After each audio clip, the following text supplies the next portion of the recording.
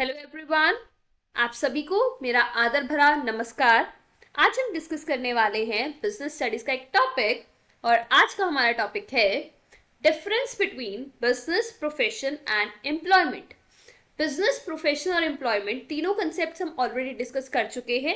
अब हम इन तीनों कंसेप्ट्स में डिफरेंशिएट करेंगे वेरियस बेसिस पे। तो चलिए स्टार्ट करते हैं।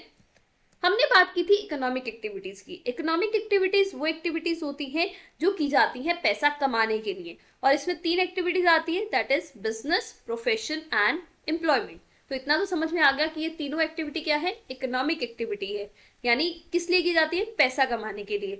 बट ये तीनों ही अलग हैं डिफरेंट बेसिस पे। तो वो समझते हैं कैसे ये एक दूसरे से अलग है।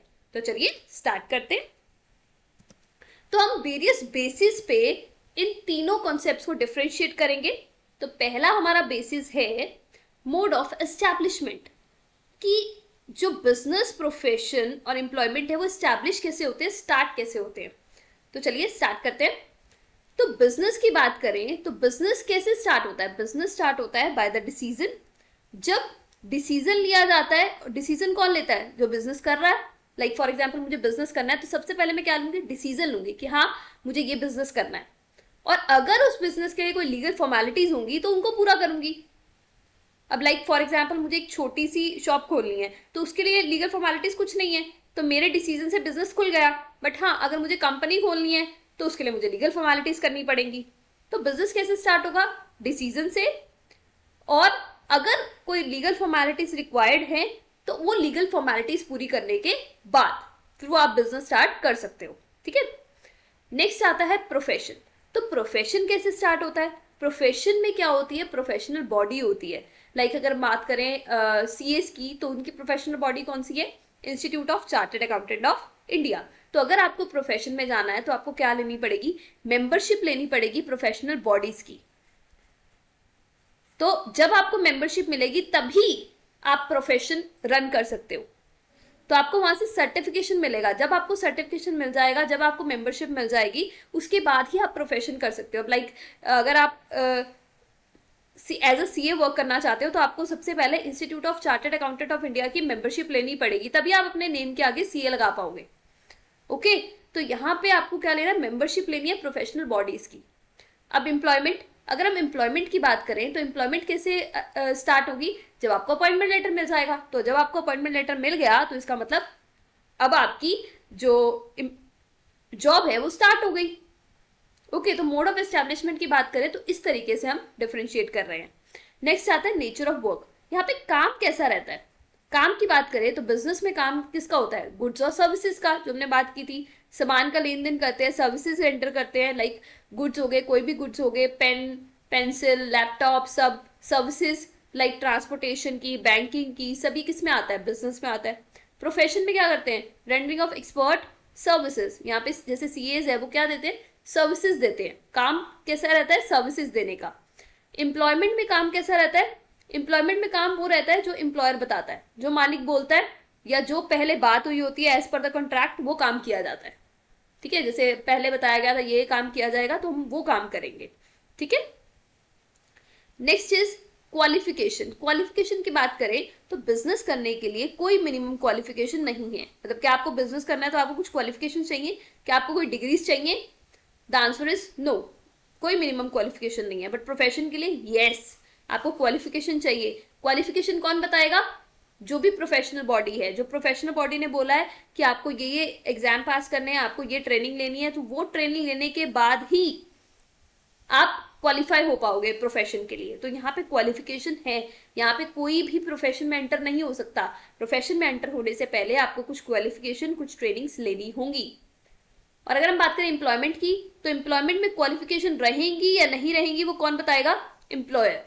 रहेगी या नहीं रहेगी, और रहेगी तो क्या रहेगी, वो एम्प्लॉयर बताएगा। लाइक फॉर एग्जाम्पल अगर एम्प्लॉयर ने, कोई कंपनी ने कोई मैनेजर रखना है तो कंपनी बताएगी कि मैनेजर की क्या क्वालिफिकेशन होनी चाहिए, क्या उसके पास एमबीए होनी चाहिए, क्या उसके पास कुछ एक्सपीरियंस होना चाहिए। तो ये कौन बताएगा, एम्प्लॉयर। लाइक अब फॉर एग्जांपल कंपनी में वर्कर चाहिए तो उसकी कोई क्वालिफिकेशन नहीं होगी, अगर मैनेजर चाहिए तो उसकी क्वालिफिकेशन होगी, ज़्यादा होगी। अगर फॉर एग्जांपल हमें और ऊपर कोई लाइक किसी और चीज के लिए काम करने के लिए कोई पर्सन चाहिए, तो मतलब जो काम है उसके अकॉर्डिंग हम क्वालिफिकेशन जो है वो डिस्क्राइब करेंगे। ठीक है। नेक्स्ट बेसिस है हमारा रिवॉर्ड और रिटर्न। देखो अब काम कर रहे हैं तो रिवॉर्ड तो मिलेगा, ऑब्वियसली इकोनॉमिक एक्टिविटी है, तो जो यहाँ पे हम कमा रहे हैं उसको हम डिफरेंट नेम से प्रोनाउंस कर रहे हैं, डिफरेंट नेम से डिस्क्राइब कर रहे हैं। तो बिजनेस में जो हम कमा रहे हैं उसको हम क्या बोलते हैं? प्रॉफिट। बिजनेस में जो हमें रिटर्न मिल रहा है उसको हम क्या बोल रहे हैं? प्रॉफिट, जो मतलब काम करने से हमें मिल रहा है। प्रोफेशन में जो हमें मिलता है उसको हम बोलते हैं फीस। लाइक जो सीएज हैं अगर वो हमें सर्विसेज देते हैं तो उनको क्या मिल रही है? फीस। डॉक्टर हमें सर्विस दे रहा है तो उसको क्या मिल रही है? फीस। और एम्प्लॉयमेंट में जो रिटर्न मिल रहा है उसको हम किस वर्ड से जानते हैं, किस नाम से जानते हैं? सैलरी और वेजेस। है पैसा ही, कमा पैसा ही रही है, बट डिफरेंट नेम से हम उसको यहाँ पे जानते हैं बिजनेस, प्रोफेशन और एम्प्लॉयमेंट में। Next is capital. कैपिटल मतलब वो पैसा जो हमें लगाना पड़ता है एक चीज को स्टार्ट करने के लिए। तो अगर बिजनेस की बात करें तो कैपिटल कितनी लगेगी, पैसा कितना लगेगा, वो डिपेंड करेगा किस चीज पे? बिजनेस के साइज और उसके नेचर पे। अगर बिजनेस का साइज छोटा है तो कम पैसा, बिजनेस का साइज बड़ा है तो ज्यादा पैसा लगाना पड़ेगा। और नेचर ऑफ बिजनेस, आप कैसा बिजनेस कर रहे हो। अगर आप कोई ऐसी चीज बना रहे हो लाइक बड़ी बड़ी मशीनरीज बना रहे हो तो आपको ज्यादा पैसा चाहिए होगा। अगर आप कोई छोटी चीज बना रहे हो तो आपको कम पैसा चाहिए होगा। तो डिपेंड करता है कि आपका साइज क्या है और नेचर क्या है, मतलब बिजनेस में वेरी करेगा। अब बात करते हैं प्रोफेशन की। तो प्रोफेशन की बात करें तो यहाँ पे कैपिटल लिमिटेड है, इतनी कैपिटल नहीं रिक्वायर्ड होती, वैसे लगाने को तो जितनी मर्जी लगा लो, बट यहाँ पे अगर हम बिजनेस से कंपेयर करें तो यहाँ पे कैपिटल की नीड, जो पैसा लगाने की नीड है वो कम है। लाइक डॉक्टर है, अगर एक क्लिनिक ओपन करना है तो एक लिमिटेड बस सेटअप करके वो कर सकता है। नेक्स्ट हम बात करते हैं एम्प्लॉयमेंट की। तो एम्प्लॉयमेंट में कोई कैपिटल रिक्वायर्ड नहीं है क्योंकि आपने किसी के अंडर काम करना है। बस वो जो कैपिटल है वो कौन लगाएगा? वो पर्सन लगाएगा जिसके अंडर आप काम कर रहे हो। तो आपको कैपिटल लगाने की कोई जरूरत नहीं है, एम्प्लॉय को कैपिटल लगाने की जरूरत नहीं है। Next is risk. रिस्क की बात करें तो बिजनेस में रिस्क तो होता ही होता है, और रिस्क किस पे डिपेंड करेगा? रिस्क डिपेंड करेगा वही जो हमने पहले बात की, साइज और नेचर ऑफ बिजनेस पे। अब प्रोफेशन की बात करें तो सम रिस्क। अब देखो आपने डिग्रीज ली हैं तो एक फीस होता है कि हाँ आपके पास लोग आ सकते हैं, रिस्क है बट कम है। बिजनेस में बहुत ज्यादा रिस्क होता है। एम्प्लॉयमेंट की बात करें तो कोई रिस्क नहीं है, कोई पैसा नहीं लगाया तो रिस्क नहीं है। देखो इसी से अगर पैसा ज्यादा होगा तो उतना ही ज्यादा रिस्क होगा। यहाँ पे लिमिटेड कैपिटल है इसलिए रिस्क कम है, यहाँ पे कैपिटल बिल्कुल लगाई नहीं इसलिए रिस्क है ही नहीं। ओके। नेक्स्ट हमारा बेसिस है code of conduct. Code of conduct का मतलब क्या होता है? कोड ऑफ कंडक्ट का मतलब होता है रूल्स। बिजनेस की बात करें तो कोई प्रोफेशनल बॉडी नहीं है, और है भी तो उसमें कोई कोड ऑफ कंडक्ट है भी तो वो कंपलसरी नहीं है। तो बिजनेस में कोई कोड ऑफ कंडक्ट नहीं होता, कुछ रूल्स नहीं फॉलो करने पड़ते।